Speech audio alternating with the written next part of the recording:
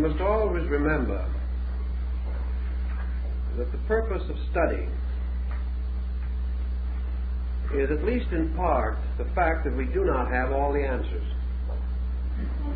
We are not attempting merely to communicate that which is already clearly known, but to search in the mystery and maze of the world's experience for things that are not too well known, in the hope of bringing clarification.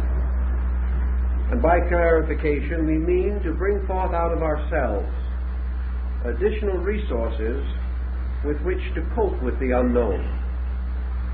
What we call growth, as far as knowledge is concerned, is the gradual conquest of mystery, in which by degrees we become sufficiently informed and sufficiently astute in our own contemplative faculties so that we can approach the unknown with organization and help to simplify and clarify various doubts that might previously exist. So when we begin to study the planetary theology of ancient peoples, we are not in possession of all of the facts that we would like to have available. Two problems are presented by this situation. In the first place, we are not certain that ancient man was in a position to articulately clarify his own position. A great many of his findings were held intuitively by a kind of knowledge which does not base itself upon the strict processes of reason. In the second place, between antiquity and modern man is a waste of time, a tremendous desert of distances. We are no longer able to think as he thought, to understand what he understood, or to build our conclusions upon the reasonable courses of events which were sufficient to his needs. Thus, between the uncertainties of origins and the additional confusion caused by the destruction of ancient records, and also by the loss of our true living knowledge of ancient languages, we must present certain reservations on this problem. But with this group of reservations, we have also certain evidence, by means of which we may reasonably deduce or even induce that certain things were almost certainly true. And perhaps by contemplating the network of symbols, we shall begin to appreciate or apperceive the principles behind the patterns which we can now contemplate. We must not assume that antiquity was all-knowing, nor must we assume that antiquity was all ignorant. We must recognize that there are things we know that they could not have known. But there were also things which they knew internally, which remain unknown to us because we are no longer naturally and internalizing people. They had certain interior illumination, which seems to have led them far in the search of essentials, whereas the outer light of our thinking has carried us vast distances into things not so essential. For instance, we begin our problem this evening with the problem or study of the 7 deities, or as Plutarch refers to the mystery, the 7-rayed God. Why was the 7 so vastly significant a number in ancient times? How does it happen that this number coincides with what the ancients called their planets, consisting of 5 planets we know today and 2 luminaries? These 7 bodies, in peculiarly close relationship to the earth and appearing to move around it, have for the longest period that we know been highly symbolical and highly significant in relation to theology. These 7 wanderers, these 7 planets, by the Egyptians, by the Persians, the Hindus, the Chinese, the Greeks, and many other peoples, particularly perhaps even the Babylonians, these 7 planets were always identified with 7 deities. These 7 deities, in all these different groups, divided and organized themselves in practically the same patterns. And the powers of these deities, regardless of the names by which they were known, were identical. Thus the number 7 comes to us with a tremendous and almost awe-inspiring pressure of validity. We know, for example, that there were 7 principal deities among the Chinese, but their astronomy seems to have been a little better than ours of the ancient world, for they had the 5 ancestral gods corresponding to the planets, and they also had 2 other deities corresponding to the sun and moon. You will remember that at the time of the Annunciation of the birth of Confucius, 5 old men entered in a vision, carrying or leading among them the Kirin or Kiling, a magical animal, a kind of unicorn. And these 5 announced the coming of the great sage. At the time of his birth, it is said, these 5 old men were on the roof of the house in which he was born. Now, the Chinese emperors, for at least 2,500 years, have celebrated the mystery of the 5 old men. And they were definitely and distinctly the planets. These same Chinese people also intimated 2 mystery gods that were concealed behind other symbols. Perhaps these mystery gods were the 2 planets that were later to be discovered, Uranus and Neptune, concealed beneath the symbolism of the sun and moon, which served temporarily to complete the septenary. But we also know that in the Buddhist doctrine there were 7 primary Buddhistic powers. These 7, the great eternal bodhisattvas, are never represented, however, in their fullness. We have only 5. Like the 5 old men of China, we have the mention of 7 Dhyana Buddhas, but we only have pictorial presentation of 5, arranged in the form of a hollow square with the 5th in the center. Now, the Greeks had the same subterfuge of using 5 and 2 in a very strange combination. Philo-Judaeus tells us that the 7 planetary gods were the vowels, or the 7 powers of sound. Is it not interesting, therefore, that we are still having trouble with our 7 vowels? We only recognize 5. And we have a funny old doggerel verse that has been used in school for a long time. The vowels are A, E, I, O, and U, sometimes W and Y. We've never been able to quite arrange this W-Y situation. We have, however, the 5 vowels that we know. Researchers, even in so conservative a field as Dr. Rhines, in his extrasensory perception research, follows the old belief that man has 7 senses, but we can only find 5. Again, 2 concealed.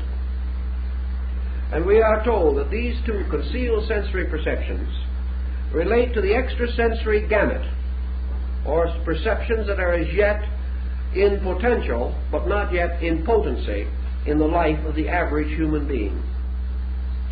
Thus we have a series of strange 5s that fall short of 7.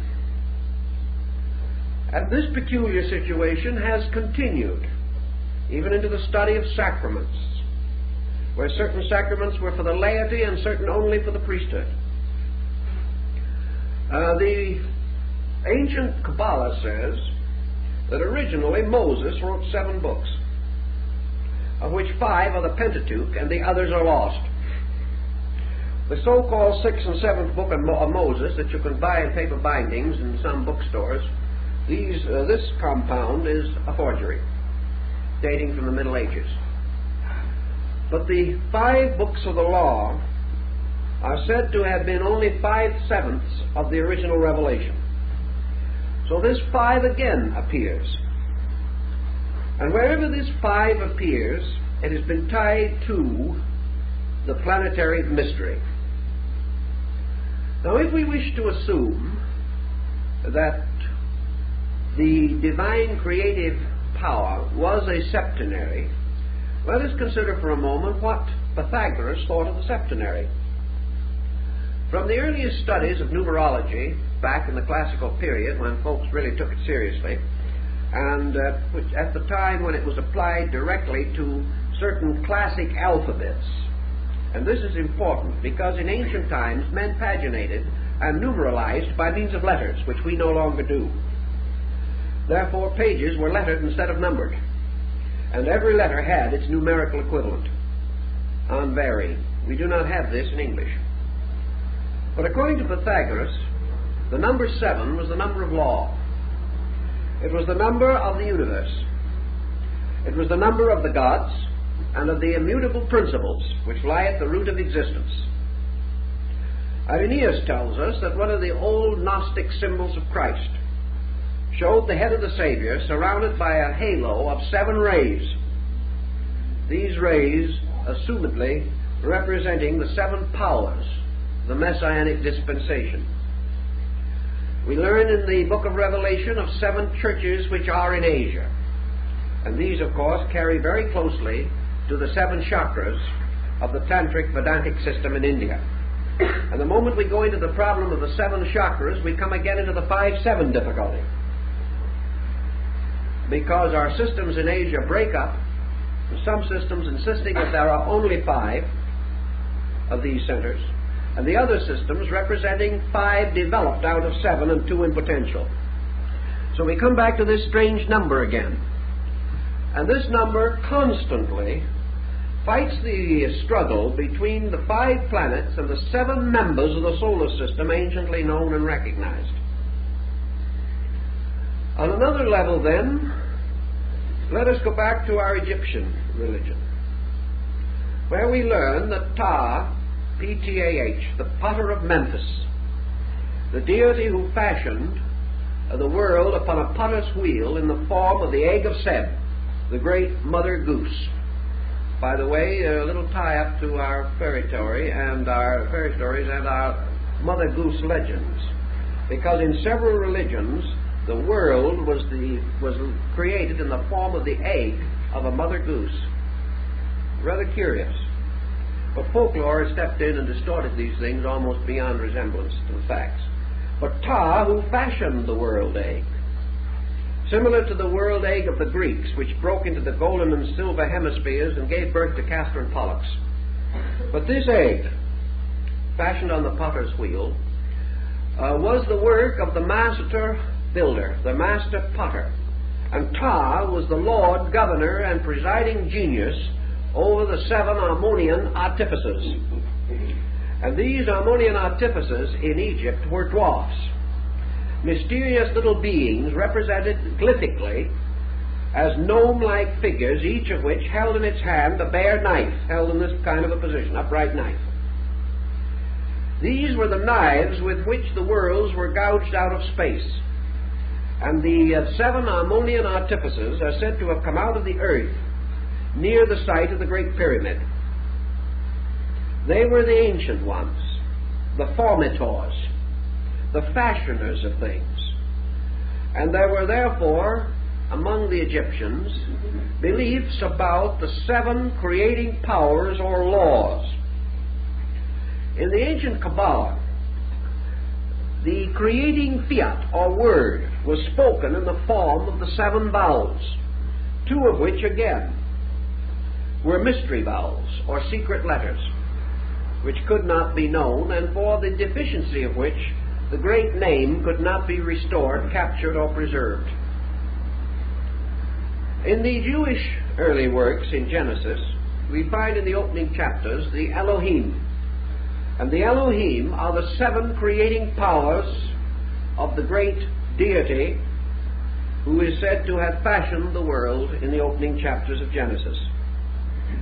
These are the spirits of God that moved upon the face of the deep. Their number was identical with that of the Ammonian artificers of Egypt. They were the powers or creating attributes released by the speaking of the word of creation.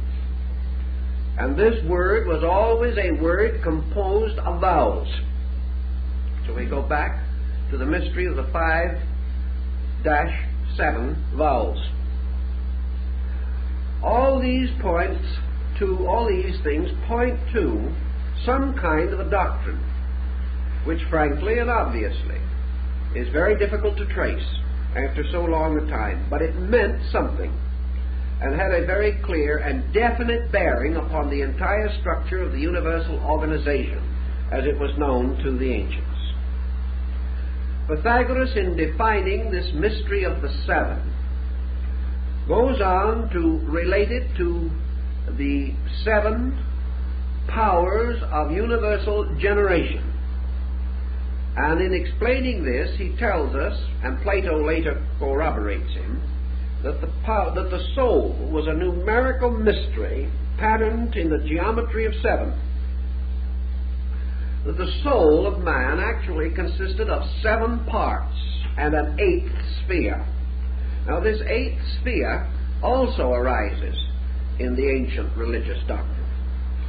The 8th sphere appears in the Gnosis and in the recent discovery of Gnostic books in Egypt, probably the most important religious find in the modern world, far more important than the Dead Sea Scrolls. These books, incidentally, were found earlier, slightly earlier than the Dead Sea Scrolls, but are not as well known. In this Gnostic collection, we have a very great deal of information bearing upon the esoteric use of numbers and of the various deities and principles that are represented by them. Pythagoras, who was perhaps one of the outstanding leaders of the study of number-letter relationships, pointed out that man in contemplation, energizing within himself but not speaking the vowels, that this energization moved into various relationships to himself, so that in thinking or internally sounding these vowels, he had the sense of their forming a pattern around him in space. Some of the vowels have to be thought or sounded above, others below, some before and others behind, some in the center. These vowels, naturally by their sounds, produce patterns that are of the greatest importance. In the Pista Sophia, in the Book of the Saviors, and the Gospel of Truth, the great Gnostic writings, we also learn of this 8th power, or 8th sphere, from above below. And this 8th sphere is called the abyss, or the dead world, or the world of darkness. And the 8th sphere is our planet, thus supplying to the ancient a mystery, which in the Gnostic ritual is sometimes called the abortion. It is the abode of the fallen spirits, and it is also, as Pythagoras pointed out, the sphere of generation. So he bestowed upon the 7 energies of the soul an 8th power, which he called the power of generation. The 8th power of the soul being that which precipitates it into body and creates its association with physical and material things. Thus the 8th planet and your Yezids of Iraq, your various sects worshipping the diamond peacock, also know of the mystery of the 8th sphere. And we have intimations of it and hints of it in many places. We find it in Christian religious symbolism, where the Virgin, clothed with the sun and carrying the man-child in her arms, is standing upon a globe. This globe is the eighth sphere which is beneath her feet, just exactly as it is presented in the Gnostic rituals. Now, if you go back to Revelation for a moment, you will come to the seven lamps and the great figure that moves among them. And we know that in the tabernacle and temple rites of the old Jews, the seven-branched candlestick is the symbol of the seven planets. All this shows a tie. It shows this tie returning. I talked to some of the medicine priests among our southwestern Indians.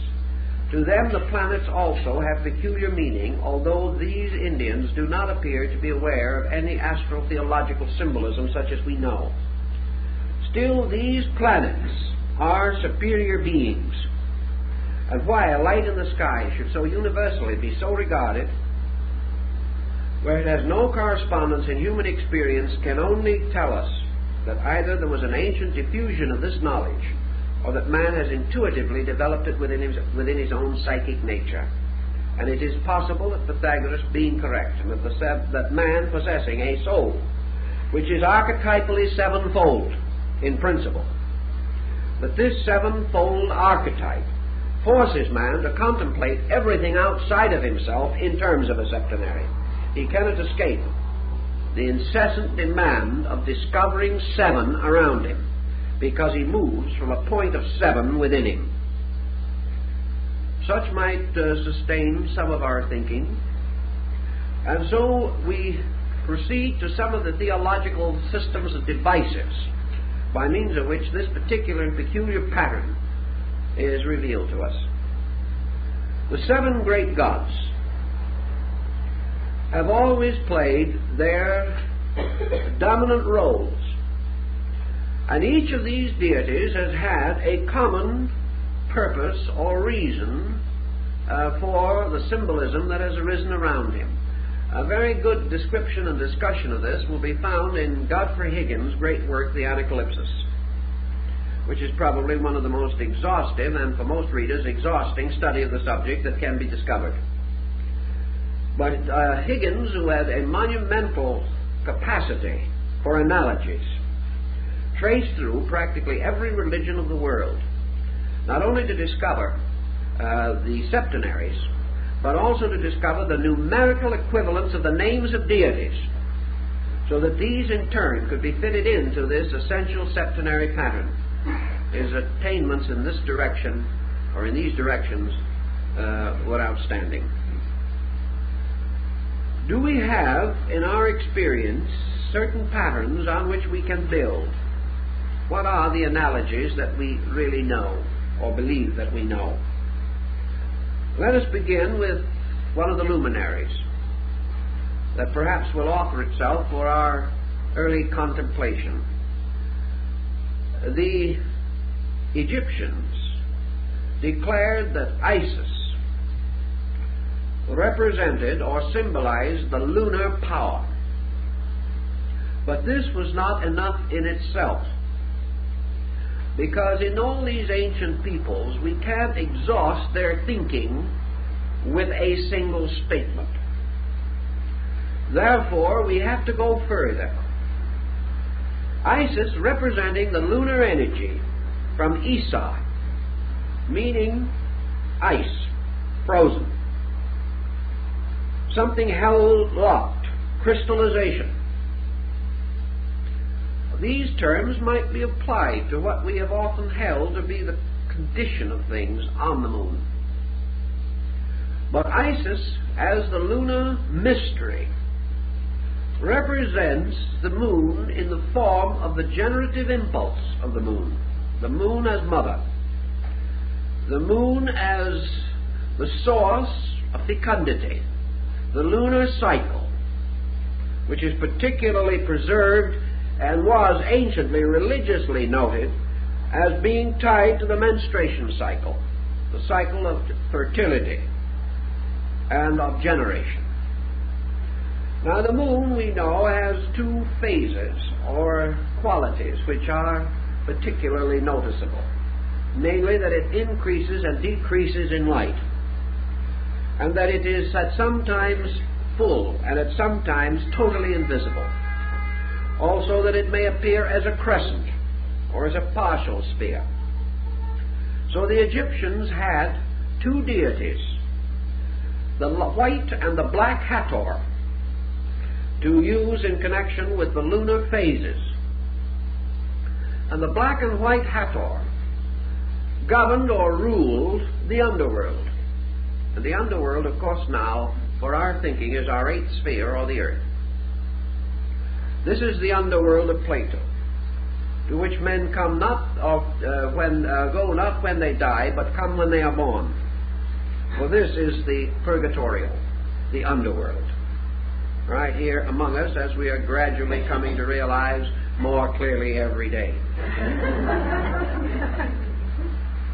Now, Isis has a sister whose symbol is called Nephthys, from which we have our word naphtha. Now, Isis has always as her symbol the empty throne of the sun god, and Nephthys has as her symbol a bowl, a hollow bowl. The hollow bowl, of course, is the symbol of the earth, because the earth is the receptacle of energies, according to the ancients. It is the mysterious cup which catches the wine of the Eucharist, or the wine of life. The earth is the sangreal, which contains within itself the sangre real, or the blood of the king. The earth is the receptacle, just as the physical body of man is the receptacle of the principles which make him a living thing. So Nephthys represents the earth, or the lunar energy, in its physical potential. So the moon and the earth are sisters. And if you go into the ancient astronomy, you will be able to suspect that this could well be true. And in your East Indian doctrines, the affinity between the moon and the earth is very close and might be regarded as a relationship, such as that between Isis and Nephthys. Now, in the other systems, we find other deities representing this. We have, for example, Diana, who is the great lunar deity of the Ephesians and Etruscans and other Greeks. Her bow is the lunar crescent. She is the huntress. She is hunting for the deer, and is often found or represented in ancient art throwing her javelin or firing her arrow into the flank of a stag. The deer, of course, is an earth-moon symbol, and has always been so represented, from the deers on the Yggdrasil tree of Odin to the deer that pulls the sleigh of Santa Claus. The deer has always been a symbol. It has been a symbol of imagination. It has been a symbol of the various processes over which the moon has dominion. The lunar goddess, then, plays many parts among many peoples. She is the huntress. She is the generator or generatrix of the world. She is the great mother. She is the mother of mysteries. She is the symbol of experience, of the lunar ancestry, the things that came before, the night into which a man turns at death, and the night of time from which he was born. The night-moon symbol is very, very prevalent among ancient peoples. We also have the Indian symbol of Maya, or illusion. And Maya, Mari, Marie, Maya, all of these things are water symbols.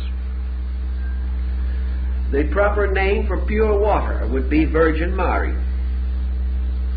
Maya is illusion, represented in India usually by the reflection of objects upon the surface of water. Mirage, caused by water in the atmosphere. As a water symbol, the moon is the origin of life, because ancient peoples knew that life came out of the primordial slime. This slime was in the Greek and Chaldean mysteries referred to as Elos, or mire, the primordial slime from which the monsters of Besorah's history, the Phoenician account of Genesis, these monsters came out of the primal slime. Elos is the root of the word Elium, and Elium was the original name of Troy, the city that was conquered by Ulysses. And the victory of Ulysses over Troy, the mystery of Helena, or Helen, over whom the Trojan War was fought. Helen is an ancient name for the moon. So we have astronomy playing its part all the way through these stories. And we find almost always your lunar symbol as representing an illusion of some nature which must be overcome. Also, illusion in the sense of primordial ignorance from which wisdom is born. Therefore, reality is the child of illusion. Reality is born of illusion.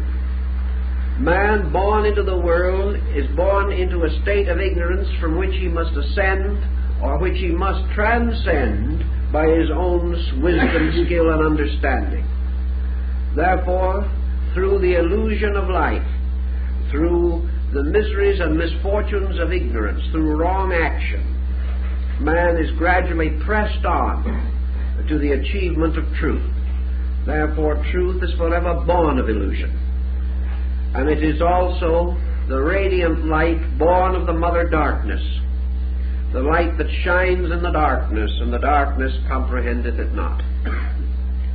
So in other legends and in other peoples, we also find this story of the moon divinity. We have, for instance, the interesting note that when Michelangelo made his magnificent heroic figure of Moses, he placed lunar horns upon the forehead of the great lawgiver of Israel. No one knows why this occurred. But we do know that the ancient Jehovestic cult, which caused or leads to what is called the root J in the Jewish religious history, was originally a lunar volcano cult, whereas the Elohistic cult, or the branch E of the ancient Jewish descent, was the cult of the artificers of Egypt and the Elohim, or the builders. And these two were originally separate religions, but they were blended together. The horns upon the forehead of Moses remind us also of the horns upon the altars of the tabernacle, the horns upon the crown of Osiris, the horns upon the helmets of the Vikings and the ancient Nordic peoples. These horns are the lunar horns, just as surely as the ancient Ark of Noah, or the Ark of Noah, is the horizontal or fallen lunar crescent capable of holding water in the ancient beliefs, what we call the wet moon. Many, many such parallels. But now let us pass to another group, just to see what kind of trouble we can really get into. Let us take the character of Mercury. Now, the planet Mercury in astrology, which has come down from the inscriptive tablets of Sargon, and which has never changed greatly its meaning, either in Eastern or Western thinking. Mercury, to the old astrologers, was described as a neutral power. That Mercury served almost completely according to the nature of the planet with which it made its first aspect. That the power of Mercury, like that of the Greek Hermes and the Latin deity Mercury, derived therefrom with some restrictions, was the messenger of the gods.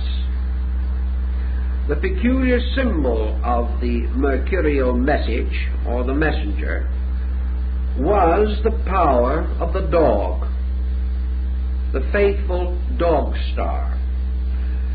And the power of Mercury was associated with the faithful transmission of knowledge.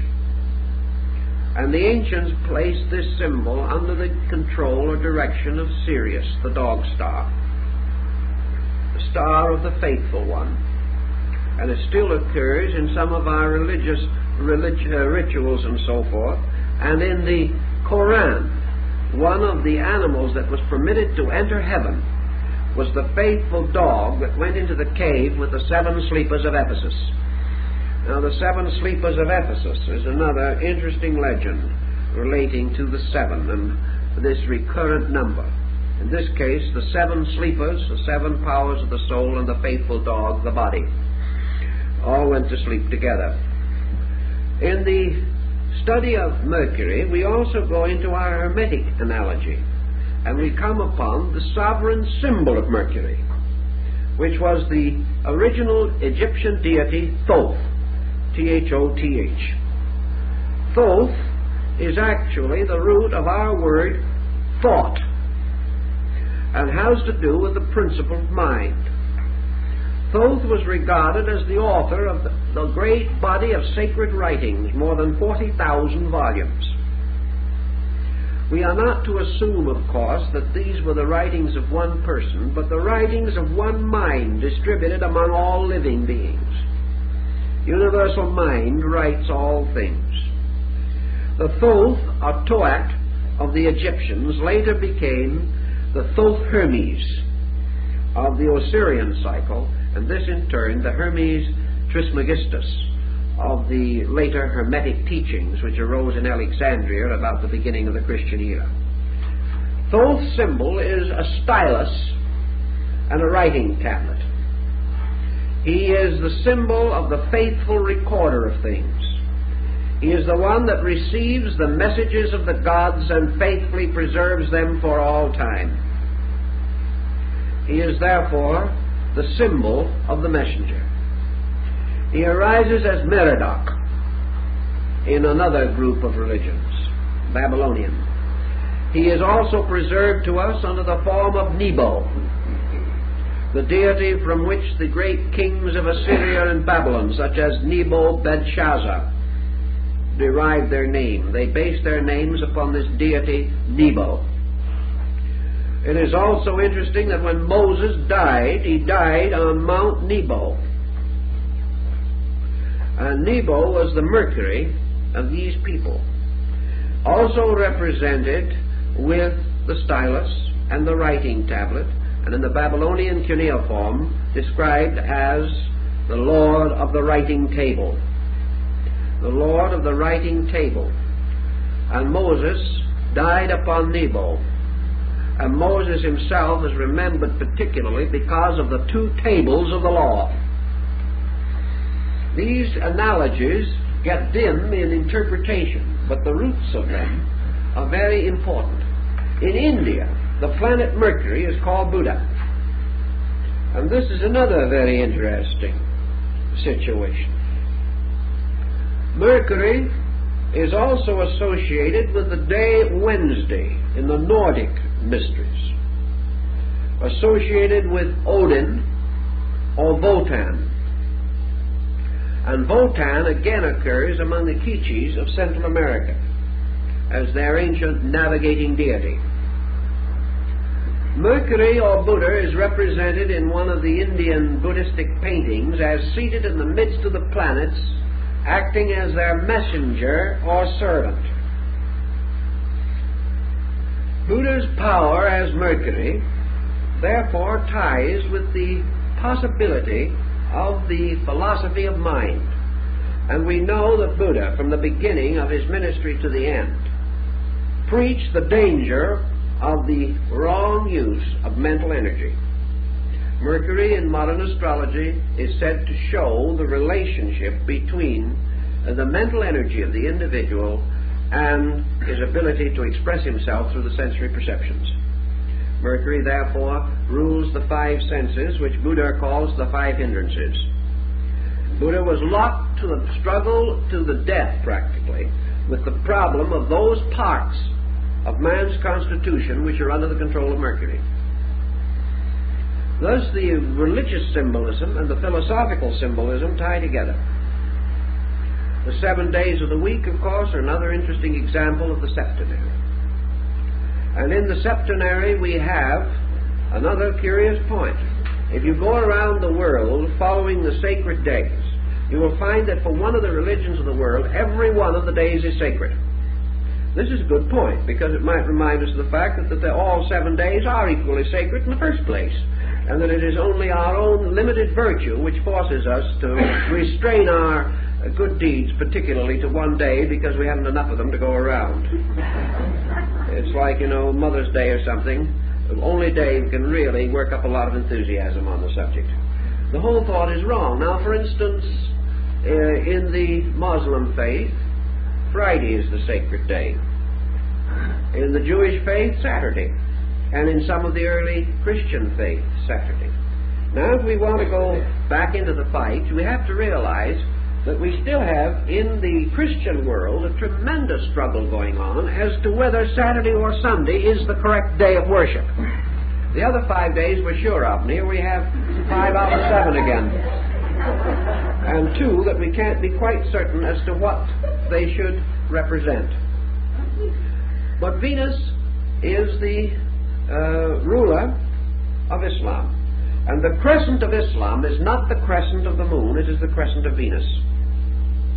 And as far back as 2,500 years ago, the observers in the valley of the Euphrates had discovered that Venus is never visible to us as a circle. It is only visible as a small moon, never full, but attaining maybe 2/3 or 3/4 of its fullness, but never complete, and usually visible only as a crescent. So the crescent of Islam is the crescent of Venus, as is indicated by the 5th day of worship, and also by the color green, which is the sacred color of Islam, which is precisely the color which was assigned by the ancients to Venus. So each religion, seemingly, breaks down upon this pattern. Here we have Friday, the religion of Venus; Saturday, Friday, the religion of Islam; Saturday, the religion of Israel; Sunday, the religion of Christianity. And if we study carefully and go back through the records, which is quite an imposing task, but it can be done, I have gone through it, we find every one of these days was essentially related to one of the great planetary mysteries. Now, you have seen, perhaps, or at least have read in the paper, the story of the 7 wonders of the world. I'm sure if you saw the picture, you are as completely uninformed on them as you were before.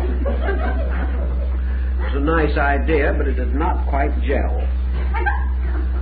Too much economy in the wrong places. But anyway, we do know there were 7 wonders.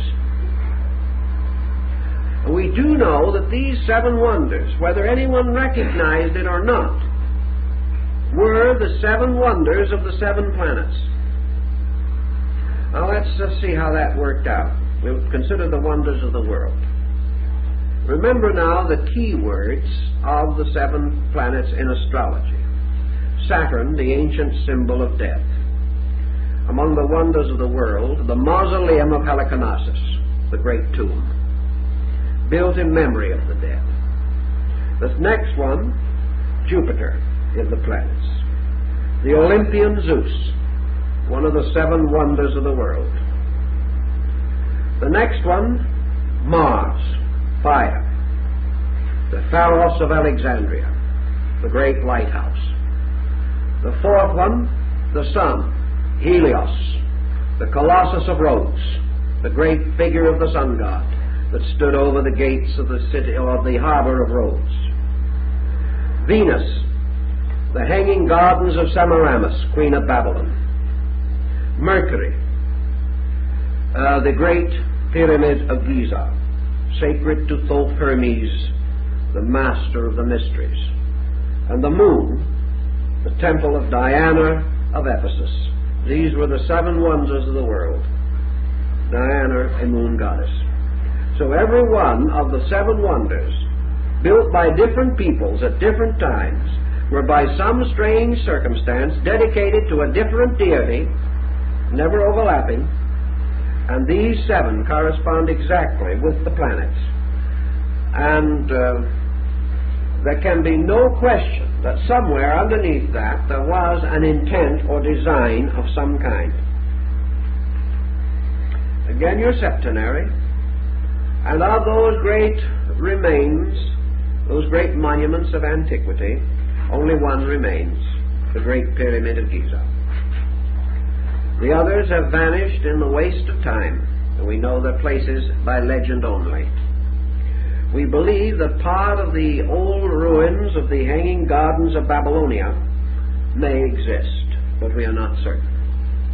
So here again we have what were called the Pentacles, or the magical devices of the great creative septenary. And it would seem to me that developing of this idea might have been very interesting in connection with this motion picture that I mentioned, because it would show an ancient knowledge of astronomy and would also have revealed the mysterious fact that these various nations and peoples of different beliefs and of no great friendliness among themselves had all united to adore the seven powers of the soul. And each had chosen a different one. And each had chosen the one that was related to his own religion, showing that at that time there were 7 of these groups, each worshipping one of the 7 planets, powerful enough to undertake and complete the enterprise referred to under the story of the wonder, which one of the 7 wonders it may be. So here's another case where these planetary symbols have moved in on us. And we can keep on going, and we can find them in Polynesia, we find them among the Eskimos, we find them everywhere. And out of these symbols we come by degrees, as in the case of Mercury, to the realization that we are dealing with basic or symbolic principles, that there is a relation between the sensory perceptions of man, the races of man, the continental diffusion of human culture, the species and the types, genera of living things, all of which are capable of septenary division, the different philosophies and schools of ethics, morality, all of these great structures fit together to form one basic concept. Now, in your ancient Greek music, you had the same problem. You had 7 musical modes. You had the 7 strings upon the Orphic lyre. You had the 7 basic forms of Chinese music. And you have the septenary restated in the ragas of India, particularly in playing upon the great instrument, the veena, which is the sacred instrument of the goddess of music, of wisdom, and of harmony, the deity Sarasvati. Always the same number. The Chinese named the strings of their musical instrument after the planets. If, therefore, this number continues and falls along as we have suggested, we cannot question that the ancients held these points to be valid, that this analogy was real and purposeful to them, returning to the 7 styles of architecture, the 7 liberal arts and sciences, the 7 sacraments, the cardinal virtues and the deadly sins, the seals of revelation, the trumpets that sounded, the lamps upon the altar, and all these mysteries, always identical in principle. Now let us take another one of our groups of symbols and see what we can do with the deity Osiris. Osiris, we are told, rules the underworld. You all know, we've written about it and talked about it many times, the legend of Isis and Osiris as it is contained in the account by Plutarch, one of the best and one of the earliest authorities that we have. We know that after his cruel martyrdom, Osiris descended into the underworld to become the lord of the quick and the dead. We know that his throne was set up in Amentet, the subterranean world. And here, with the attendance of his sister, wife, Isis, and her sister Nephthys. He became the judge in the great weighing of the soul. Plutarch tells us that Osiris is the subterranean sun, that he is therefore the light that shineth in darkness, and the darkness comprehendeth it not. This light which shines in the darkness is the night sun of Apuleius, who saw it blazing beneath his feet when he entered the sanctuary of Proserpine. Paracelsus tells us that there are 3 suns in the solar system, that every solar system has actually 3 sun structures or solar structures in it, as represented by the Trimuta of the Hindu. That there is the spiritual sun, which is in the true center. That there is the psychic sun, which is in the northern focal point of the ellipse, and there is the material sun, which is in the southern focal point. And the mental or psychical and the physical sun, called by the Persians and Hindus Sura and Asura, the true light and the false light, Ormuzd and Ahriman, the good angel and the fallen angel. These are the 2 suns which fight for control over the human soul. They must ultimately be reconciled in the true radiance of the spiritual sun, Ahura Mazda. So we have the 3-sun mystery. And the terrestrial or subterranean sun is the physical sun that we see in the sky, because it is that phase of the solar mystery which is concerned with manifestation of material life. Thus this is the infernal sun, or the lower dark sun, that we see and which we regard as supernally brilliant. But this is the sun which feeds only body, but concealed behind it is the psychic sun which feeds souls, and ultimately the spiritual sun which feeds all things. This story is again contained for us in the transfiguration of Jesus, and the statement, of course, is preserved in the Bible, where it is said, "My tabernacle is in the sun." This mystery of the sun and the solar rite comes down to us in the Osiris cycle. For Osiris is the light of the underworld.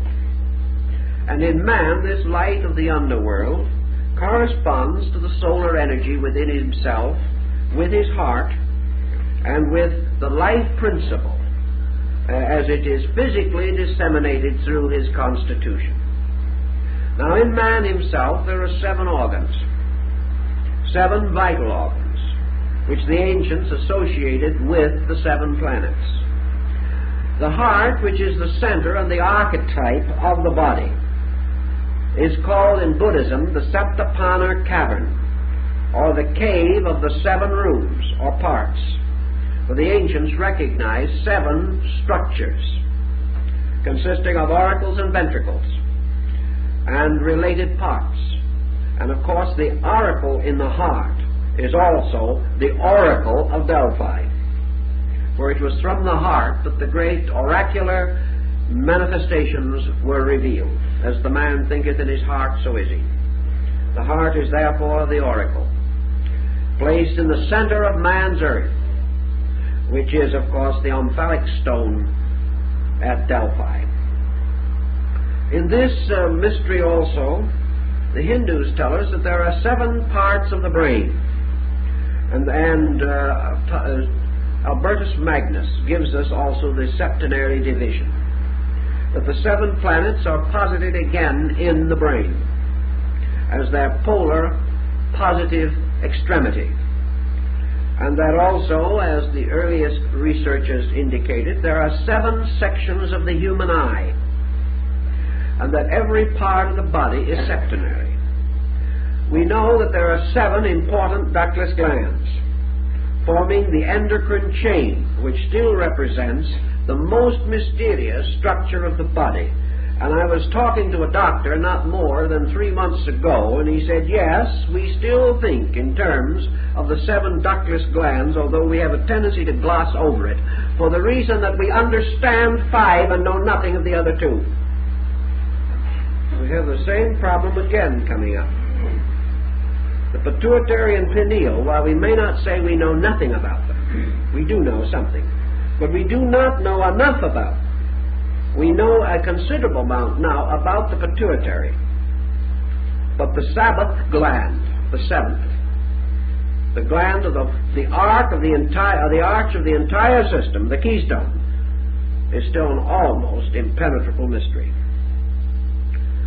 This 7th, by the way, is the eye, the mysterious, internal or all-seeing eye of the mysteries, which is again the symbol of Osiris, as worn upon the throne crown of of Isis. So these problems come back in great mystery to us. But Osiris, as the subterranean sun, his body filled with eyes and plumed with the crowns of the north and south, or the extremities of existence, is part of a great solar cycle mystery. And his relationship to Typhon and the destroyer is not difficult for us to restore if we think a little. Quetzalcoatl, the feathered serpent deity of the Mayas, is another Mercury god, or another Hermes. And under the heading of Hermes, we have practically all the messengers of the gods. Now let's give a little thought to our old friend Jupiter. Jupiter, or Zeus. One of our problems today is that we are almost totally ignorant of the most interesting mythology that we come in contact with, and that is the Greek.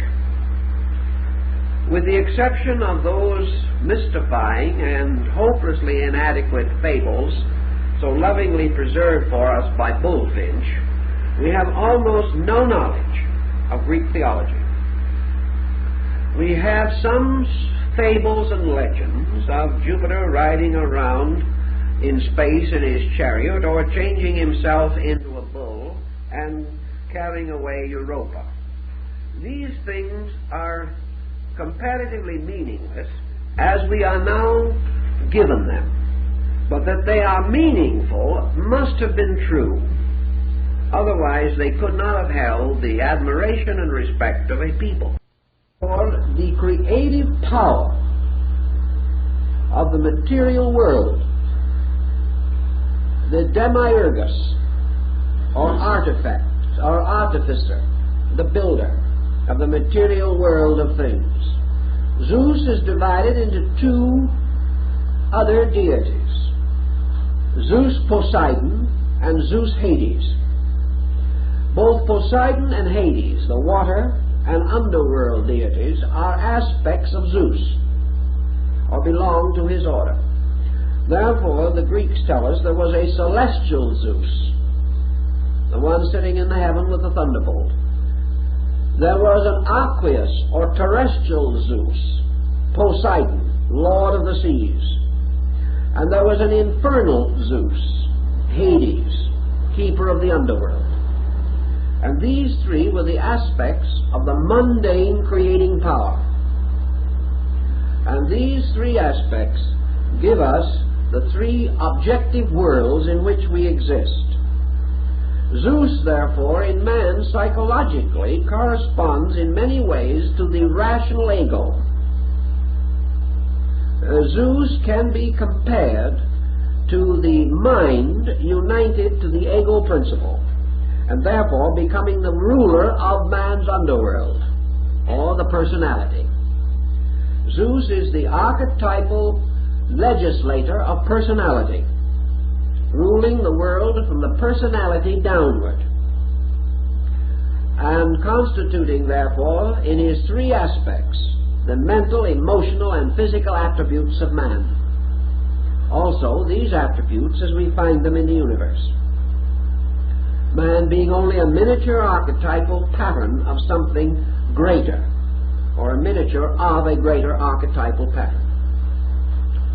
If we begin to study these points, we shall see that our astral theology forms a series of keywords, or keys, by means of which, through simple symbols, we can arrange all the patterns and designs of the creative processes of life. Now, if we go back to the early legends, for example, we discover that Zeus, representing the third created power, the power of the material world, was required or forced to overcome the titanic forces. Now, in Greek mythology, there was a group called the Titans. And the Titans are the ones who stole Dionysus, or Zagreus, the son of Zeus, took him out into the fields of space, killed him, boiled his body, and ate the flesh. And when this occurred, Zeus, becoming aware of the smell of the fire in which they were cooking the body of his son, turned his attention, his one eye, which, like the eye of Wotan, was the eye that saw all, turned this eye upon the Titans in chaos, perceived their crime, and launched his thunderbolt upon them, in which he destroyed the 12 primordial forces. He then took the ashes of these forces, containing within these ashes the burned blood of his own son, and from these ashes formed the bodies of mankind. Therefore, man contained within himself the 12 titanic principles and the blood of Bacchus, the blood of the atonement. For the wine of the Eucharist is the blood of Bacchus Dionysus, the god of the vine, represented usually bearing the vine or grape wound staff surmounted by the pine cone, which of course was the symbol of the endocrine chain, with the pineal or pine cone gland at the upper end. Dionysus, therefore, becomes the blood of the god in man, and the sacraments and ceremonies relating to this are part of the Greek mystery of the Eucharist.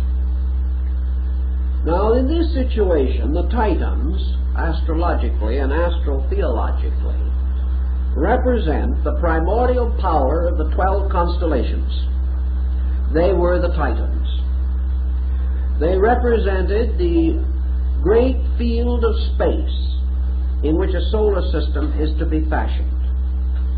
The Titans, luring Dionysus out into the mystery of space, slew and devoured him, or the power of the constellations devoured the light of the sun god, the progeny, the projected sun power. The solar mystery then slew with its rays, the thunderbolts, the titanic power, and fashioned from the constellations the body of man. And we have what?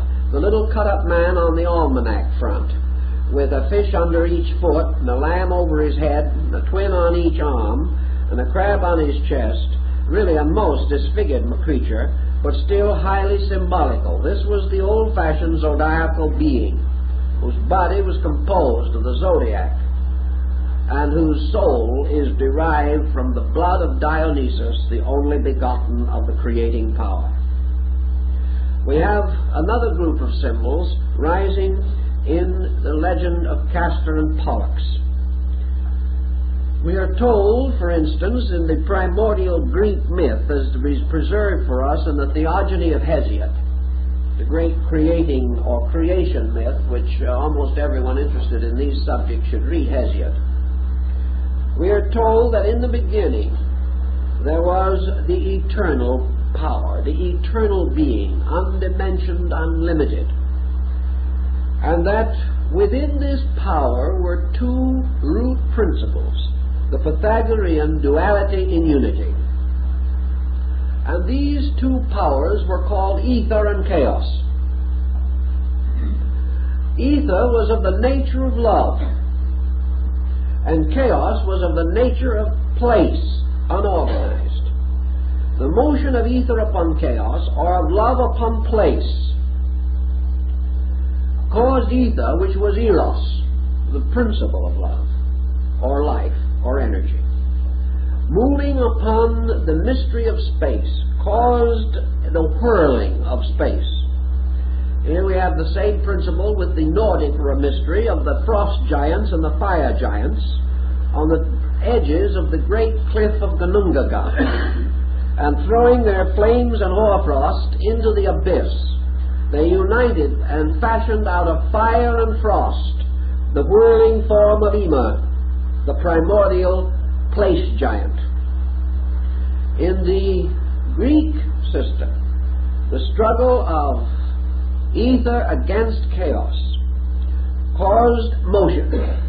This motion ultimately became a great cyclic motion, or a curved continuum, that turning upon itself formed ultimately the great field of the world egg. In due course of time, the world egg burst open.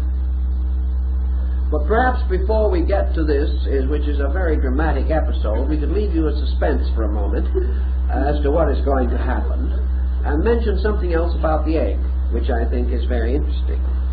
Namely, that this egg was divided into a northern and southern hemisphere, of which the northern was gold and the southern was silver. Remember the use of the egg symbolically, and the colored Easter eggs by the Druids, and still the use of the sacred egg at Easter by the Greek Orthodox Church, in which the presiding priest gives each member of the congregation an egg as the symbol of the resurrection. Now this is an interesting thing, because the use of the egg symbol goes back to the serpent egg of Britain and the Druids and many other mysteries. But anyway, we have restored the idea now that our egg had a gold and silver hemisphere. In due course, this egg burst open, and there came forth out of the egg Phanes, the great principle of objective existence. And Phanes was a deity with 5 heads. And these heads resembled those of the cherub of Ezekiel, except that there was an extra head. This is not so different from the mystery of the Vedas in India, because when the light of the Vedas burst upon the world, the Vedas were said to have possessed. Now the Vedas, remember, are the Hindu law. And we are acquainted with 4 Vedas. Now, according to the ancient Hindus, the 4 Vedas form the heads of the law. But no matter when you look at these 4 heads, there is always a 5th head in the back that you can't see. So actually the Vedas consisted of 5 works, all of which are known, the 5th being called the Black Veda, or the hidden one. Now the 5th head of Phanes is also hidden, but it exists. And the 5 Vedas and the 5 books of the Mosaic Law are both Pentateuchs, or 5-fold books. And Phanes represents the 5 powers of the true planets out of the 7 which we have previously mentioned. Now Phanes, bursting forth out of the egg, became the Cosmocrator, the blazing forth of the primordial form of the universe itself. The 5 heads are again the 5 Dhyana Buddhas, which blaze forth out of Adi Buddha, the supreme basic consciousness of the world. In the case of Phanes, from this power, or from Phanes, in turn, was born Uranus, the lord of the sky. And the 2 hemispheres of the egg, which had been broken apart, formed the superior and the inferior worlds. And it is said in the Old Testament also that which was, though the waters which were above the heavens were divided from the waters which were beneath the heavens, or the firmaments. And the upper half was the heavenly world, and the lower half was the natural world. And out of the cleavage of these 2, Phanes, or the power of creative vitality, the objective archetype, was released. Phanes became the father or creating principle of many, that is, of multitude, or of legion, the formation of living things. And they all took their archetypes from his 5 heads. These represented, therefore, 5 streams of life, which many people still represent today as the 5 elements of ancient alchemy: earth, fire, air, water, and azote, and the 5 kingdoms which we represent, or were represented in the Greeks: the mineral, plant, animal, human, and heroic. The 5th being the power of ether, or the energy of the soul, Akasha. In the development of these legends, therefore, we have the use of elements, we have the use of signs. 4 of the heads of Phanes represent the fixed signs of the zodiac, which in turn become the great cross of the fixed signs upon which the sun is crucified.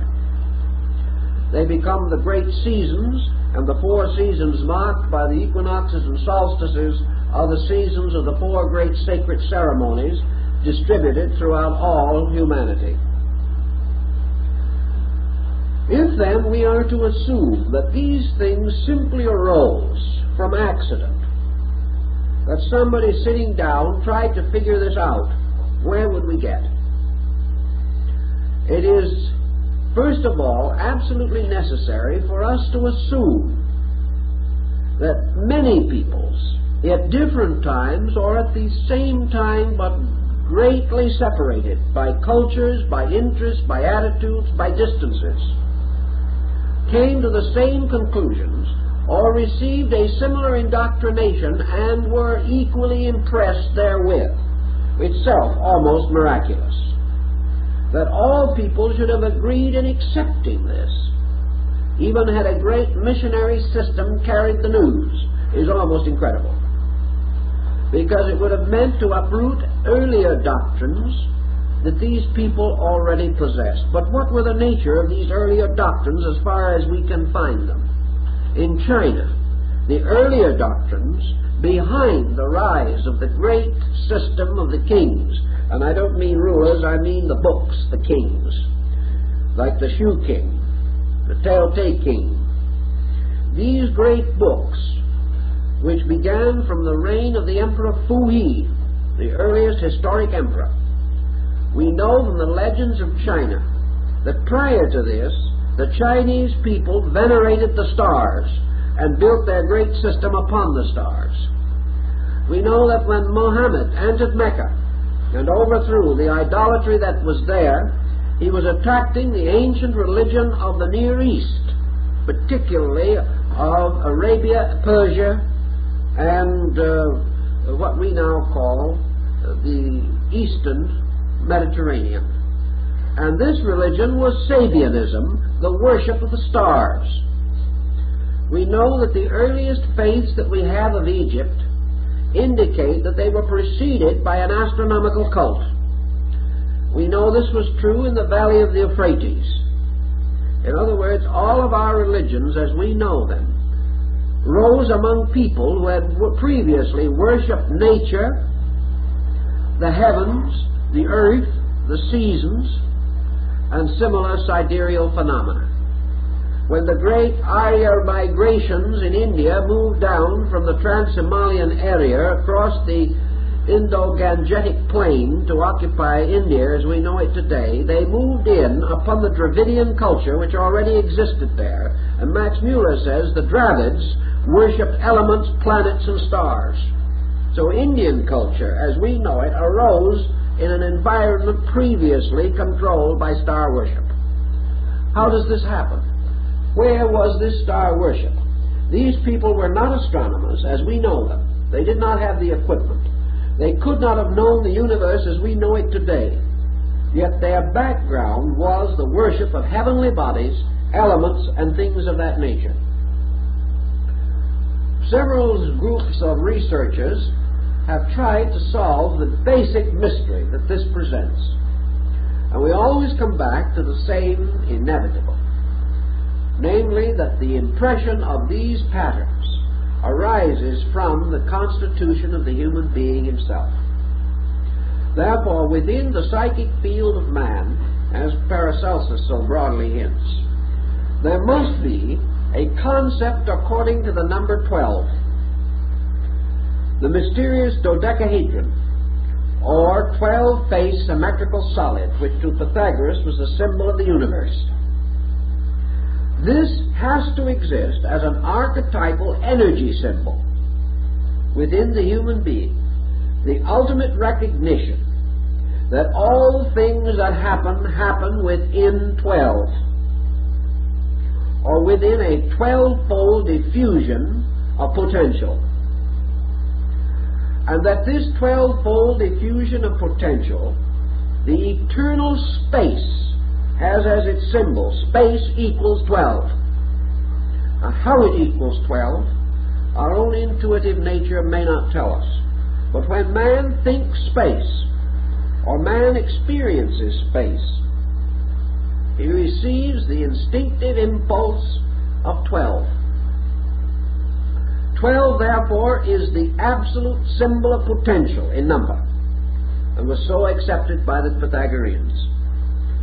Potential is that which rests forever in abscondita, or within itself, invisible, unknown, unchanging.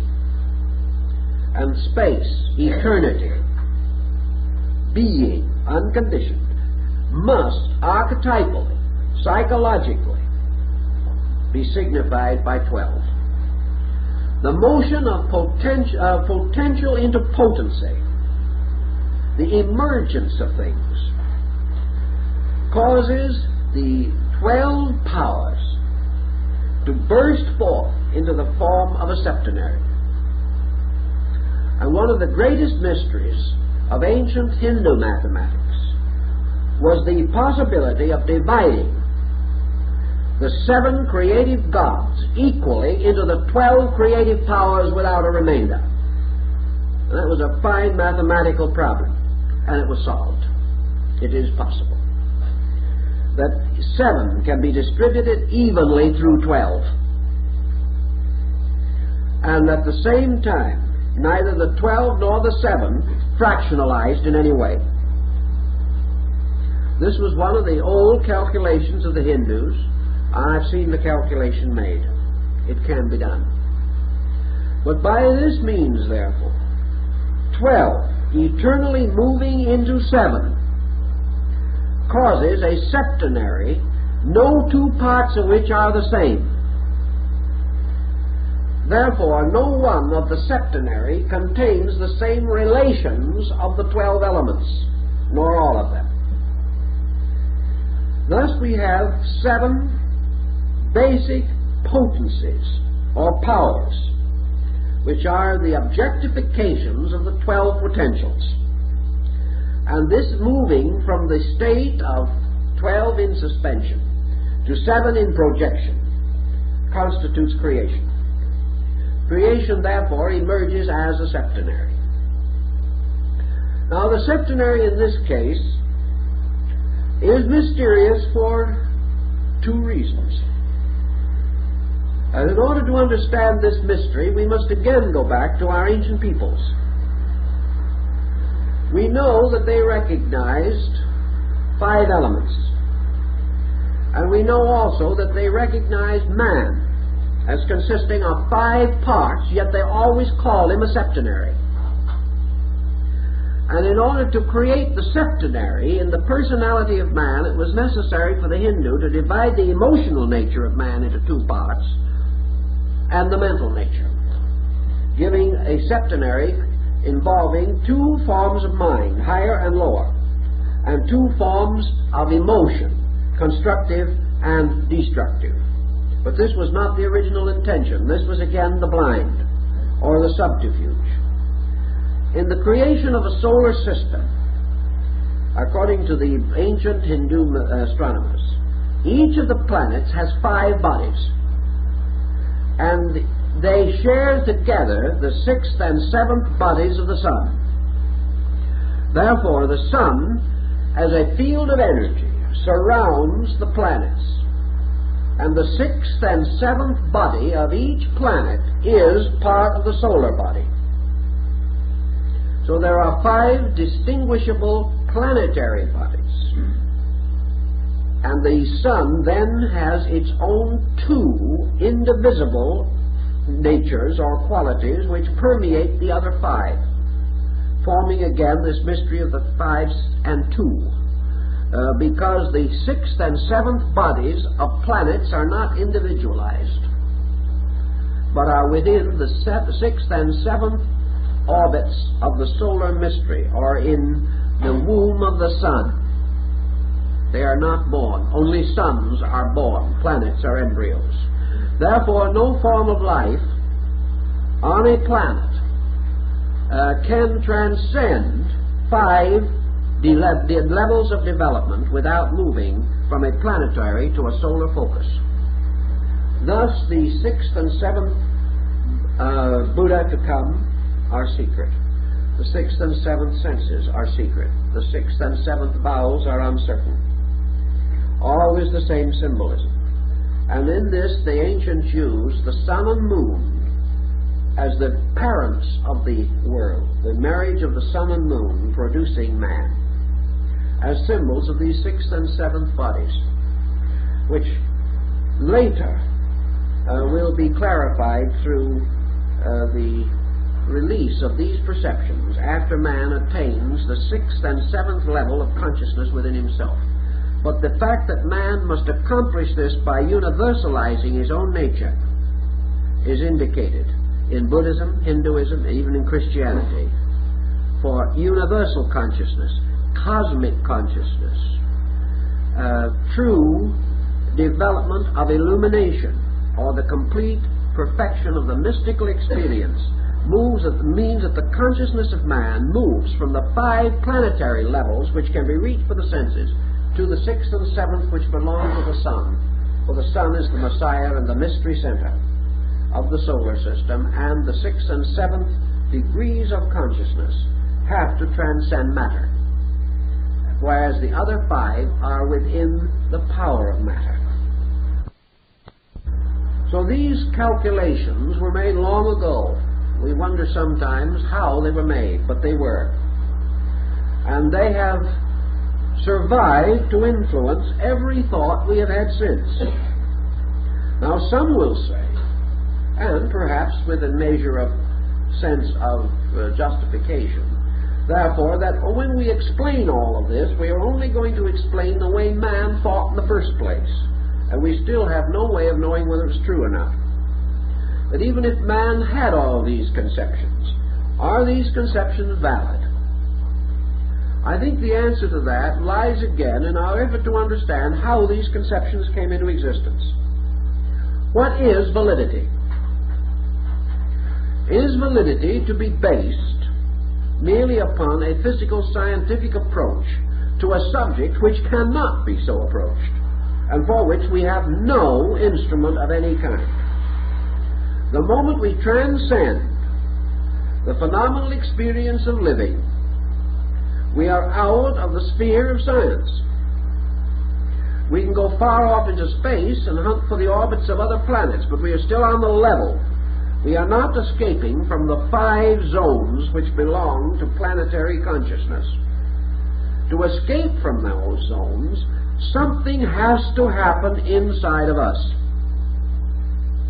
We have to find the mysterious door in heaven, which John found, and proceed out of the sphere of effects into the consciousness of causes.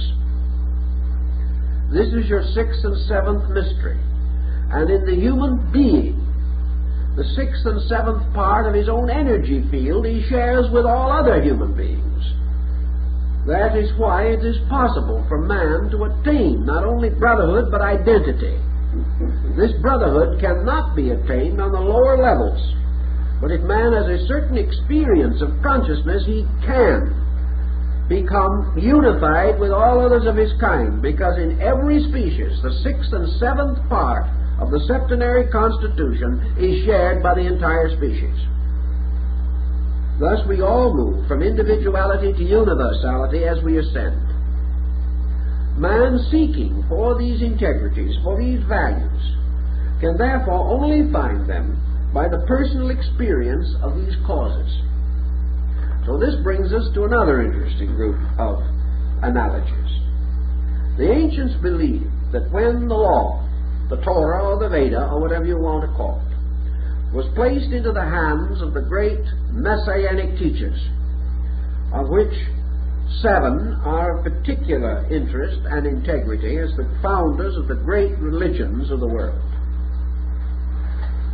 that these powers not only fashioned the bodies and structures of these religions, but as one of the old Rosicrucian adepts symbolized in an ancient work that he did, he represented this mystery by by 2 interlaced triangles in the form of a 6-pointed star with a dot in the center. In each case, he placed one of the planets in the center and the other 6 in the circumference points. And changing the center one each time, he found that with 7 he could bring all of the planets once to the center. And then he would have a circumference, and in no 2 cases would the circumference be exactly the same, because a different one would be in the center. This, he said, was the ancient arrangement or order of the astro-mystical theology of the ancient religious systems.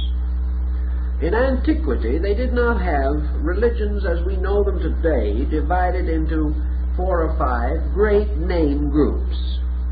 Religion in those ancient times consisted in the veneration of certain deities, and many peoples, not even speaking the same languages or knowing each other at all, worship the same deities. But altogether, there were approximately 7 of these major religious motions. Each of these religious motions, like the 7 wonders of the world, had a different core point. It was moving on a different member of this septenary body. I was mentioning this but long ago when someone pointed out, but Life magazine says there are not 7 great religions, there were only 5. And they gave 5. What about the other 2? Well, that's an interesting point. There were more. But again, the 6th and 7th religious power has not been given strictly to religions. It has been given to all of them in common. There are 2 powers which they share in common. In the development, however, of a simple symbolic septenary of planets, we do have what appear to be 7, but 2 are luminaries in disguise. In the development of the old system, these religions each served one of these deities in a peculiar way. And each of these deities represented one of the basic aspects of consciousness. The religions, therefore, actually formed, as in the legend of Jacob's ladder, a ladder of values. For each religion was like a chakra in the great Kundali system of the meditating deity who fashioned the world. Religions, like races, were specializations of the soul powers of man, and these specializations were septenarial, so that there were 7 great houses of God with certain esoteric disciplines and rites and symbols and allegories and legends peculiar to them.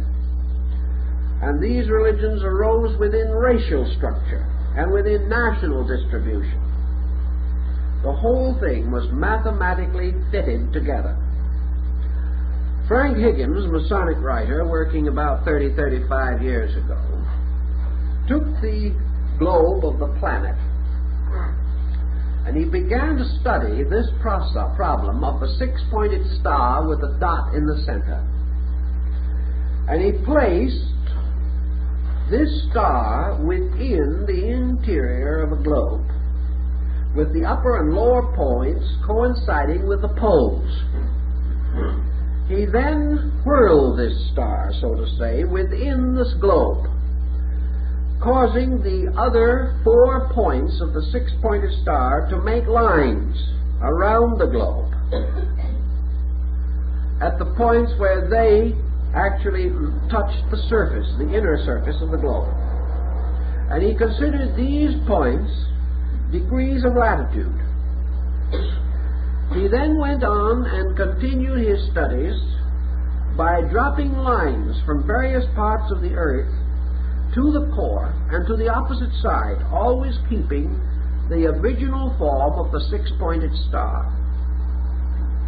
As a result of that, he came up with a very interesting discovery, that the great religious centers of the world all fall geographically almost exactly on the spots indicated by this division and this placing of the six-pointed star within the globe. In other words, if you drop a line from one of the great centers, like the Great Pyramid, right straight through the earth, you'll go through another center, world famous as a religious institution.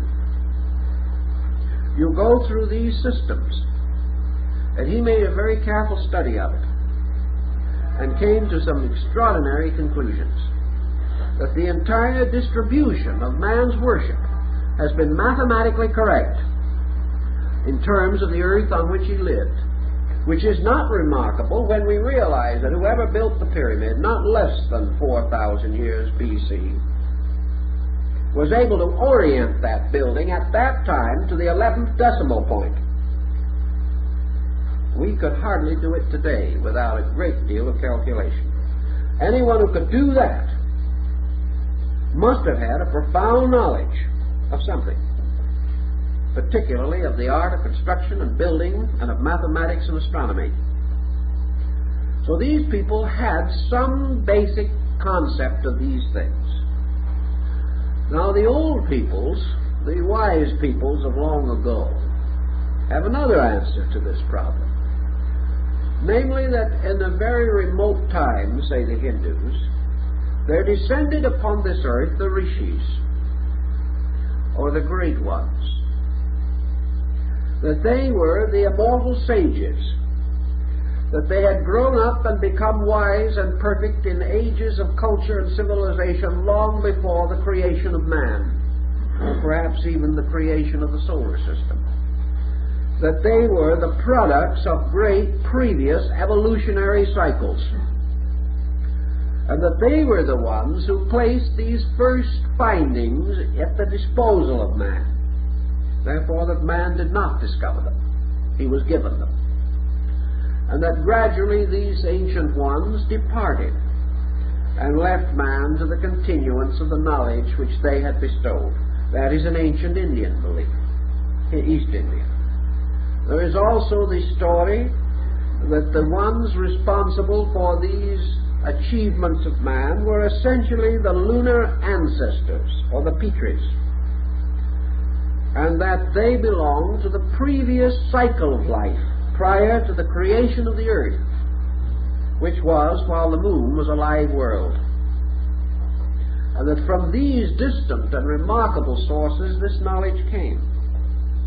We say this is legend, but we are still confronted with the problem of how were these things discovered. And why is it that with thousands of years of work we have been unable to disprove them with all that we claim to know? And that step by step, as we move forward, we go back to Plato, back to Pythagoras, and back to these ancient calculations. We have our choices. We can psychologically say that these ancient ones, the rishis and the sages, represent the potential of our own superconscious. We can say that before man developed his own sensory institution, which we call personal consciousness, while man was still without an objective integration such as we know, that he was still not ignorant, because the preconscious, or that which came before the objectification of his present intellect, contained so much more that his present consciousness is capable of estimating. Man's consciousness, like the little nursery rhyme, sort of came out of the everywhere into the here. And it knew much more when it was everywhere than it does now. Therefore, that man's superconscious or preconscious state was one of extraordinary intuitive awareness, and that the so-called rishis, the ancestors, the ancient teachers, were really his own superconscious parts. And that while he was still without intensive physical integration, these internal resources were available to him. He could consciously know inwardly, because what the Tibetan calls the eye of the Dhamma had not closed. We had not locked inner vision.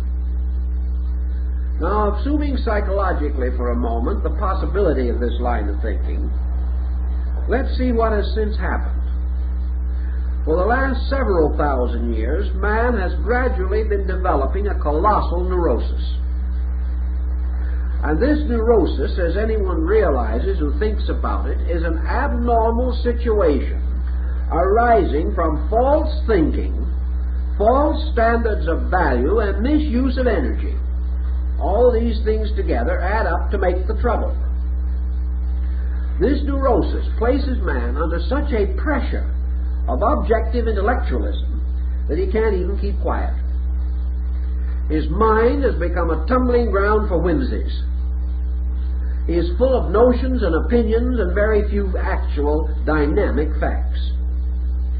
Let us assume, therefore, that this great objectification of man, in which his internal moved outward to meet the pressure of environment, has developed a kind of mask, a persona, in which he has built a wall of defense around himself, and behind this wall he has passed into a state of intensive frustration and neurosis. Thus, by degrees, the very faculties which should have saved him, should have assisted him to master the world, have turned upon him and destroyed him by their own false use. As a consequence, he is now restricted almost completely to a traditional descent of knowledge, passed on from one person to another, or to a series of scientific discoveries which can never escape the three dimensions. He has lost this power of knowing the ancestor, of communing with the rishis or the saints. He cannot talk with the gods. He is not of that race in which the gods, as mentioned in Genesis, walked in the garden in the cool of the evening. The trouble is, the evening now of man is not cool. It is a tempestuous world in which subtle things have very little possibility of expression. It might well then be assumed as possible that man, locking himself in an intellectual complex, which is very deep, very sound, very terrible in its implications, has simply locked the inner power to know. Therefore, that he can no longer conceive of how anyone else had it open or was able to know, but that from man's own preconscious, which is man's link with the universe, man intuitively knew, because he was able to name and recognize the facts of things, which we can no longer do. So we have several choices now. Either that man, in his ingenuity, was able to make these objective analogies and disseminate them in one way or another throughout the world, and that man, perhaps having a kind of mind not so different from the mind of any other man, that all men might have come to the same conclusions even though they had no contact, and that in a certain degree of the rise of a culture, its people always come to identical findings. This is true in principle, but there is one definite drawback to this particular concept, And that is that while individuals do come to the same basic ideas, we have another testimony that we can't overlook, and that is that they gave the same names to those ideas. And this brings it a little too close to a coincidence for pleasure.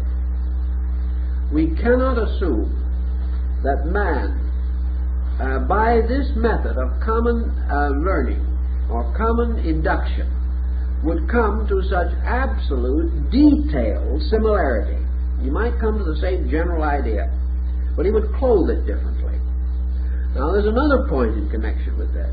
We know that mythology has been clothed differently because of longitude and latitude, and that peoples with different religions and in different lands and in different distributions of climate have used different symbols for their religions throughout history. Therefore, if they lived as the Nordic people did in a very severe climate, their doctrines took on the severity of that country, whereas those living in tropical or temperate zones had much less stress in their ancient religious symbols and legends. Yet regardless of zone, regardless of climate, regardless of all other factors, the beliefs of these principal cosmological factors were never changed or modified by climate or anything else. Also, there is a very interesting situation in which the astronomical phenomena of the earth, seen from different points, differs. And yet, the symbolism which is developed by these different people is the same and has not been deflected by these historical, astronomical, sidereal differences. So we have to go even deeper than this to find the answer. And the only answer that we seem to be able to locate is that man's solar system is a cell, it is a structure, it is a witness to law. That the ancient analogies of the Hermetic doctrine were basically correct. That man can understand the solar system because he is one.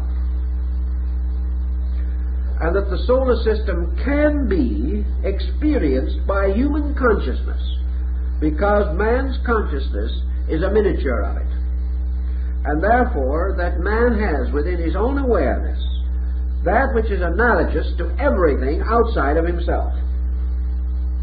Thus, through the study of his own nature, he can come to grasp the laws by means of which universal motions and energies are maintained. Thus, he can experience a structure vaster than himself because the pattern is identical. The difference is quantitative, but the qualitative factor is the same. And Pythagoras pointed out in his mathematical studies that when quantities differ sufficiently, we suspect the difference of qualities, but this is not true. But that quantitative differences obscure qualitative identities.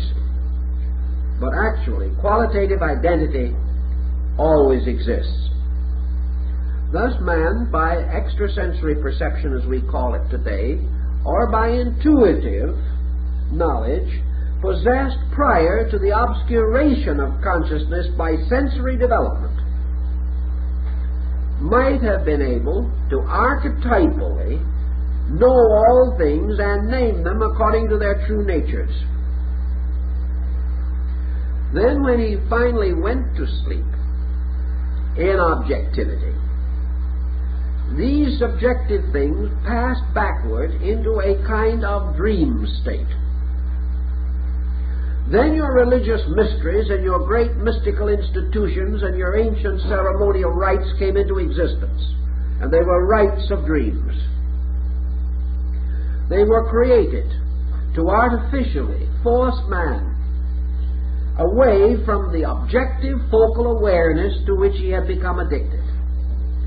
The ancient priesthoods worked with trances. They even used narcotic drugs. As the American Indian mystic did, they used fumigations, and a very common device among ancient people, fasting. by means of which the sugar content in the brain was reduced, causing the tendency to psychic phenomena. But all of these things that were done, like the reveries of the psychological analysis, were disciplined efforts set up by religion and philosophy to release the preconscious state of man's knowing through initiation, through ceremonies and rites, so that man could again attain the availability of the true knowing locked behind false knowing. If such could be conceived to be the case, I think we would then understand this archetypal system and recognize that our so-called astral theology is simply a shorthand system, a system of symbols, by means of which the individual, by using symbols for ideas, can mathematically and geometrically restore the basic formulas of existence. And he has warmed these formulas beyond mathematics by bestowing upon them not only number, but moral, emotional, mental, and ethical dimension, conveniently doing this by creating divine beings to symbolize number. These beings are gods in the Greek and other pantheons, the great orders of divinities of ancient worship, which are actually symbols of living mathematical focal points, endowed with the qualities of those points as well as the quantity or mathematical distribution of pattern, on the basis that the ancients maintained, namely that every mathematical formula was also a moral structure, a living thing, not merely a dead pattern.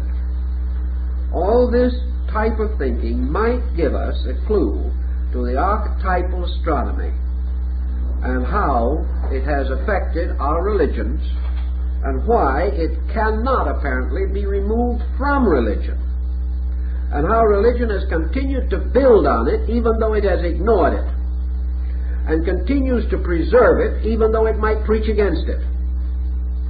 And so, denying these things in many instances, religious and philosophical systems continue to use them, never for a moment intending to stop using them,